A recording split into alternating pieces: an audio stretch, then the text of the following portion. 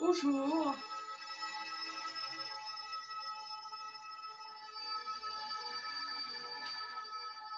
Musique pour les chakras. Marcana Loro, le temps que vous vous installiez confortablement.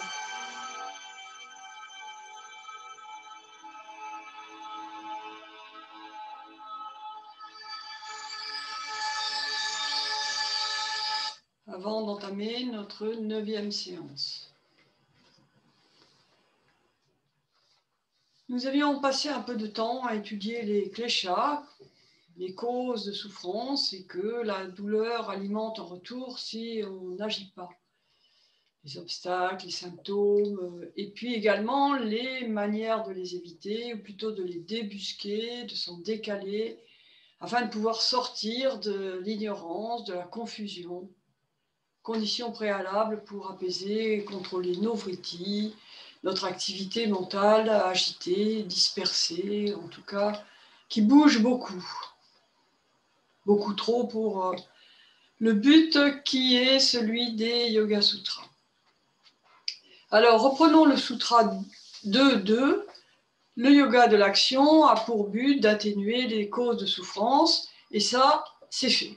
C'est ce qu'on a fait pendant nos précédentes séances. Enfin, c'est fait. Et deuxième partie du sutra est de permettre le samadhi, l'état d'absolu, de pure conscience, le ravissement lumineux, selon comment chacun le nomme, puisqu'il n'a pas de nom, en fait. On est au-delà des mots. C'est de cela dont il va s'agir aujourd'hui, et puis on reprendra, enfin dans la suite, on reprendra les yamas que j'ai juste cités, les niyamas particulièrement, que j'ai juste cités à la fin de la précédente vidéo. Pardon. Mais auparavant, pour mieux illustrer la suite du propos, un retour au premier chapitre, à la démarche et aux qualités à détenir pour réaliser le samadhi final me paraît nécessaire. Alors c'est le sutra 1.19 et 1.20, les qualités, les prédispositions requises pour faire tout ce travail que vont demander les 8 membres du yoga. De naissance, je cite, « Certains êtres sont libres du corps et d'autres sont absorbés dans la lumière, dans la substance de l'univers.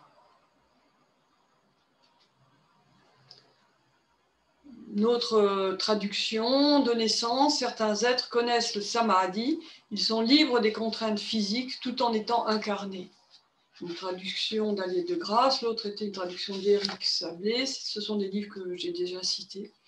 Les commentaires de Vyasa pour ce sutra, pour Vyasa, donc ces êtres sans corps sont les dieux qui reviennent pour stabiliser l'état de Kaivala, d'isolement intérieur qu'ils ont déjà expérimenté. Ces êtres, Prakriti Laya, sont immergés dans Prakriti, la nature, la substance universelle. Ils expérimentent eux aussi l'état d'isolement. Leur psyché est unifiée avec la nature jusqu'au moment où les sanskaras, les traces inscrites dans le subconscient, qui sont non accomplies, les obligent à retourner dans le monde.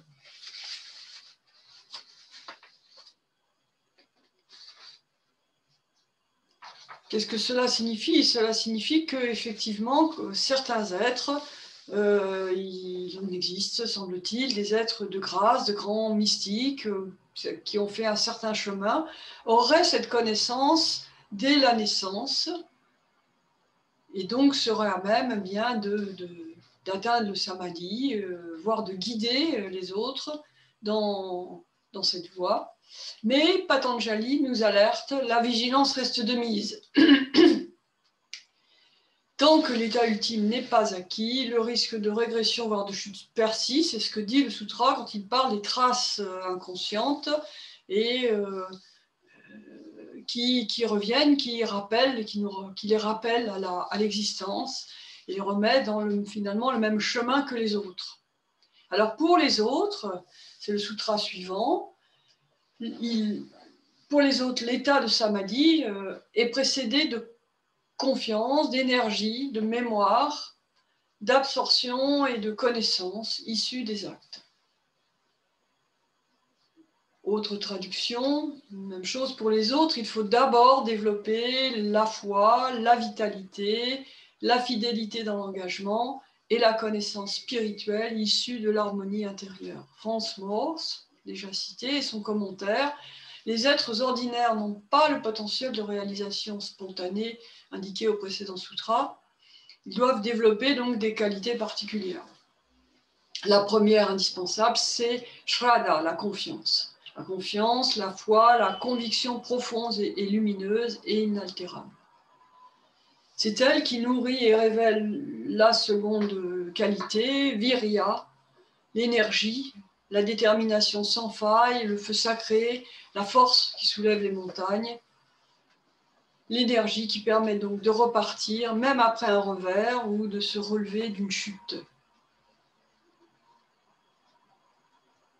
Pour Vyasa, les différentes vertus énoncées dans le sutra s'enchaînent les unes aux autres.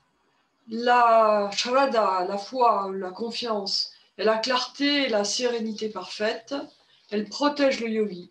Celui qui a la foi et qui pratique la discrimination acquiert la suivante, donc l'énergie virya.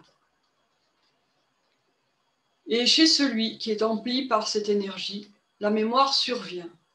C'est la mémoire est ici à comprendre dans le sens du souvenir de Dieu, des soufis. En fait, c'est la méditation, c'est l'état de méditation. C'est toujours les commentaires. Hein. Alors, la psyché est maîtrisée et devient concentrée. Le yogi connaît la discrimination, qui est l'illumination, grâce à laquelle il perçoit les choses telles qu'elles sont. Tu es cela. Grâce à cette pratique et au détachement, le samadhi sans objet survient.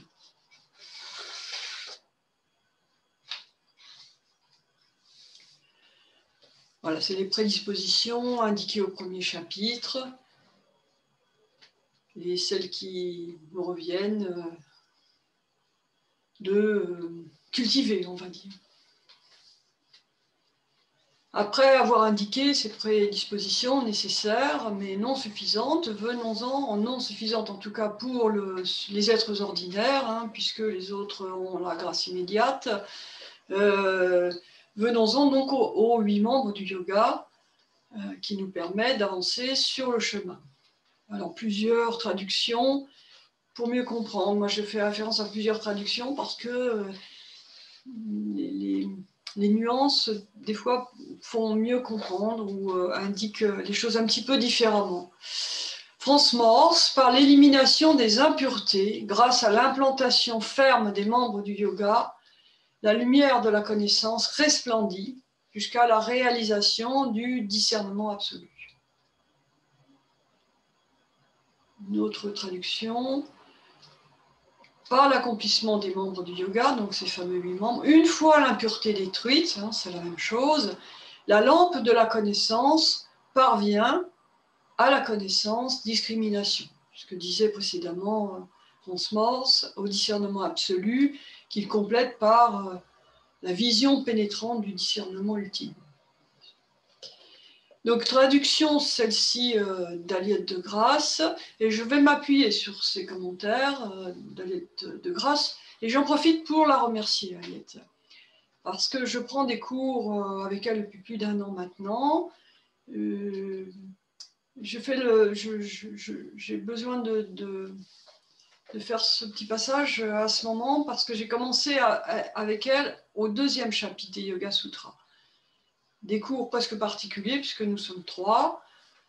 Bon, certes, je n'étais pas tout à fait ignorante, ayant déjà suivi des cours sur le sujet pendant mes années d'études à l'École française de yoga, mais vous devez à présent vous en rendre compte, le texte est difficile, c'est un véritable concentré de concepts, et même en les lisant, relisant, sans commentaire justement, c'est quand même assez aride, je l'ai déjà dit, je crois, austère. Ce que Aliette de Grasse nous transmet d'érudition, de connaissance des textes indiens et du sanskrit donne quand même un véritable approfondissement, comme une sorte de nourriture qui nous permet de digérer le texte. Alors évidemment, entre ce qu'elle dit et moi, ce que je vous en dis, c'est qu'une infime partie de ce qu'elle nous enseigne. Et de ce que, surtout de ce que je suis capable de transmettre, donc ce que j'ai assimilé. Mais bon, il faut toujours avoir l'air d'en savoir un petit peu plus que ce qu'on en dit, donc on va présupposer que j'en sais un peu plus que ce que je vous dis pour être un peu à l'aise. Voilà, merci Aliette et merci à vous de m'écouter. Alors les commentaires sur les 8 membres du yoga, elle dit c'est comme un tout organique, un corps dont chaque membre est partie de l'ensemble. Et l'ordre des membres est important, même si, bien sûr, on peut pratiquer, enfin les niyamas, on les pratique tout le temps, même quand on fait, quand on devient méditant, on a ces choses en soi, et inverse, pour bien pratiquer certains niyamas, une méditation, une assise ou une concentration, on verra plus tard comment elles sont nommées dans les 8 membres, peut être utile. De ce point de vue de l'évolution des 8 membres, les yamas niyamas ne sont pas à comprendre comme une interdiction. On a l'air d'avoir des préceptes moraux qui nous disent ce qu'il faut faire ou ne pas faire, un peu comme une injonction morale. En fait, ils reposent plutôt sur la qualité de ce qu'ils nous enseignent et la quête qu'ils nous conduisent à faire. La quête de la vérité, en fait. Satya, on a vu que Satya, c'est un des yamas. Être vrai et savoir être vrai, c'est pas forcément une obligation, mais ça peut être agréable de poser les conditions d'un travail en profondeur qui permet, qui concourt à installer cette véritable connaissance. Discrimination, discernement, enfin le contraire de la confusion, et c'est un choix que nous faisons. Nous ne faisons pas, mais si vous êtes là, peut-être que ce choix vous intéresse, et que d'avoir cette position juste par rapport aux choses, à la vie, d'y arriver, pas toujours, mais de temps en temps, ça n'est pas une injonction, c'est agréable. Alors le terme de viveka, le discernement, la discrimination. Alors discrimination, j'ai du mal avec ce mot parce que, bon, peut-être certains le savent, mais ayant pas mal travaillé en Seine-Saint-Denis, on a beaucoup parlé de discrimination positive. Et donc ce mot m'évoque des situations sociales qui ne sont pas normales et que enfin voilà, ce mot de discrimination me parle de faire des catégories en fait, de séparer un groupe, même si elle est positive, c'est séparer et marquer un groupe plutôt qu'un autre. C'est pourquoi en matière de discrimination positive, les avis sont partagés parce que bon, faire de la discrimination positive pour faire entrer les enfants de Seine-Saint-Denis à Sciences Po, oui, pourquoi pas. Mais déjà, ça fait quand même dire, alors ça leur permet peut-être d'intégrer Sciences Po, mais ça veut dire quand même que ça représente une certaine discrimination pour le tout. Enfin, je ferme la parenthèse. Je préfère le mot discernement. Voilà, on discerne correctement les choses, et on n'est plus dans la confusion, ça me convient mieux. Donc le terme viveka, qui est traduit par discernement, discrimination, séparation, se rattache à la racine vik, de toute façon, séparer, trier, trancher, examiner. Donc discrimination convient. C'est l'idée que tout ce qui est pris pour un moyen par notre mental encore confus ne l'est pas forcément. Ça, c'est très important, c'est-à-dire qu'on peut foncer sur quelque chose qui nous dit bah, « ça y est, j'y suis », et en fait, pas du tout. Tous les moyens ne sont pas de vrais moyens. tous ne sont pas à mettre sur le même plan et même certains sont à mettre à l'écart. Ça veut dire méfions-nous par exemple des faux gourous, des trop grandes affirmations, des gens qui prétendent tout savoir et vous emmener directement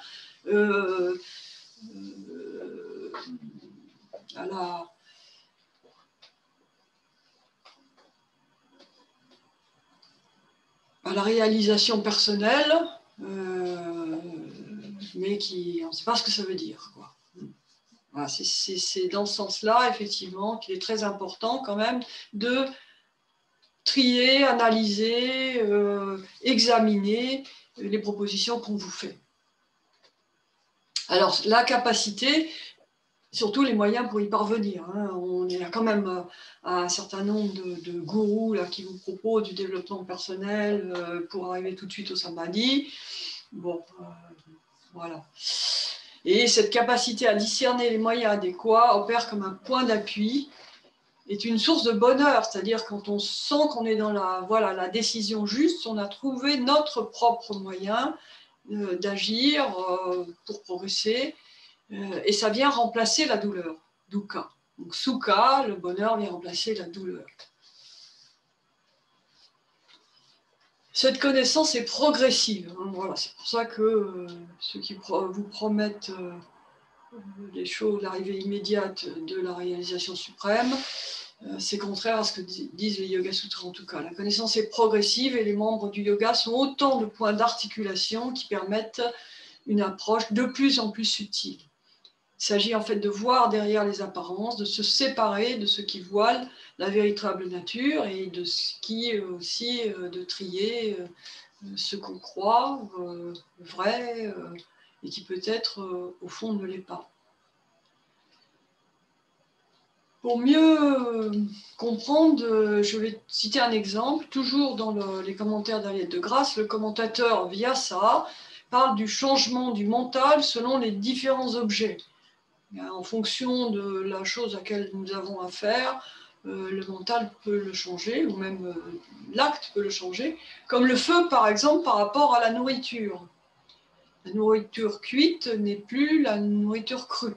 Et il prend l'exemple très intéressant de la farine. La farine, vous voyez ce qu'est une farine, bien quand on commence à la travailler, ça devient du gruau, ça devient du gâteau, ça devient du pain, ou bien d'autres choses encore avec lesquelles on fabrique des choses selon les ingrédients qu'on ajoute. Donc, et lorsque le pain est abouti, il est bien difficile de reconnaître la vraie nature de la farine initiale. Vous voyez du pain, vous montrez un pain, tout le monde sait ce qu'un pain et que c'est fait avec de la farine, je pense, mais par exemple les enfants, aujourd'hui, quand ils mangent, je vais peut-être faire un gros comme exemple, mais quand ils mangent de la viande, ils n'imaginent pas forcément que c'est une bête sur pied au départ, qui a abouti à ce morceau de beefsteak haché dans l'assiette. Voilà. Donc il est bien difficile parfois de reconnaître la vraie nature de l'objet initial. Et de même, à travers les modifications de l'esprit, il est souvent difficile, sans ce travail de dissociation, d'analyse, d'examen, d'être assuré de la vraie nature de ce qui est. C'est toujours la même chose avec les Yoga Sutras, c'est aller au-delà de l'apparence première. Les choses sont toujours plus complexes qu'il n'y paraît, et surtout, ce qu'on cherche n'est pas forcément ce qu'on voit. Le voyant, le visible, être vu, le voyant, il voit autre chose que peut-être ce qui est visible au premier abord. Pour cette vidéo, je vais m'arrêter là. J'essaie de les faire assez courtes car je pense que c'est plus facile à écouter. Alors merci beaucoup. Je vous remets un petit peu de musique pour terminer.